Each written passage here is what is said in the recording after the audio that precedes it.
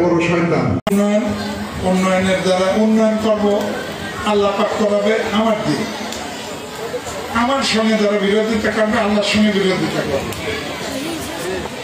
কারণ আমি করি আল্লাহর মসজিদ ঘর, ওই শয়তানরাও তো মসজিদে আসবে, শয়তানরাও মসজিদে আসবে, শয়তানরাও গোরস্থানে শোবে। ওই মসজিদে যায় সে সুখ থাকতে পারবে, হয় কোনো অক্তে যাবে কোনো অক্তে যাবে না।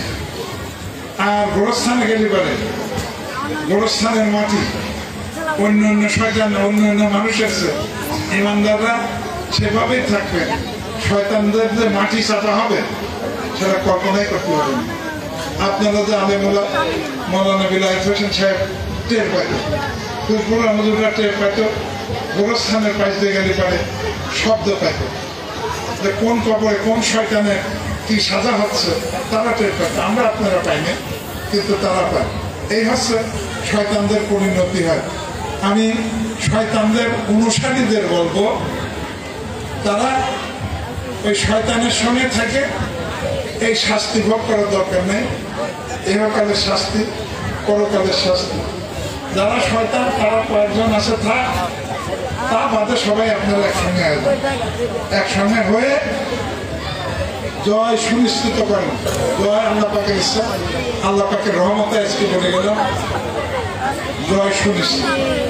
সবার সুস্বাস্থ্য। খোকসিরা উপজেলাটা যেমন আর একজন আছে আব্দুল মজিদ মাস্টার, সে ছিল বড় শয়তান। তার সন্তান একটা ছোট শয়তান, শান্ত, ব্যক্তিগত এমপি সাহেবের সঙ্গে সম্পর্ক থাকবে, আমাদের কোনো আপত্তি নেই।